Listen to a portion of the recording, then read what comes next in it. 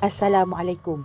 Kita selalu dengar ustaz-ustaz berpesan di dalam ceramah agama, usrah, agar kita perbanyakkan selawat untuk baginda Rasulullah sallallahu alaihi wasallam untuk mendapat syafaat daripadanya agar diselamatkan di akhirat nanti. Tetapi adakah kita tahu apa itu selawat?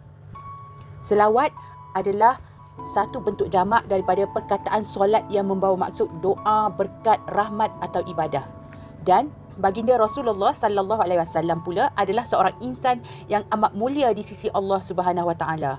Allah memerintahkan kita agar sebagai umat Islam sentiasa melafazkan selawat ke atas baginda Rasulullah.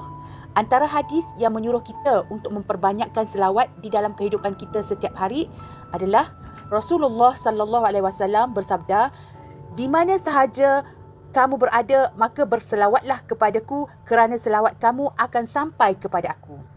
Rasulullah juga bersabda, "Perbanyakkanlah berselawat kepadaku kerana selawat ke atasku akan menjadi ampunan bagi dosa-dosa kamu, dan carilah suatu darjat dan wasilah kepadaku kerana wasilahku di sisi Tuhanku menjadi syafaat bagi diri kamu."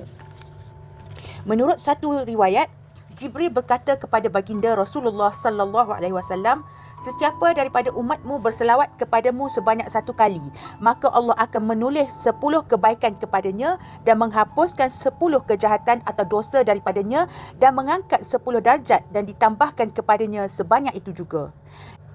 Allah juga berfirman di dalam Al-Quran, Surah Al-Ahzab ayat 56 yang bermaksud, "Sesungguhnya Allah dan malaikatnya berselawat memberi segala penghormatan dan kebaikan kepada Nabi Muhammad sallallahu alaihi wasallam. Wahai orang-orang yang beriman, berselawatlah kamu kepadanya serta ucapkanlah salam sejahtera dengan penghormatan yang sepenuhnya."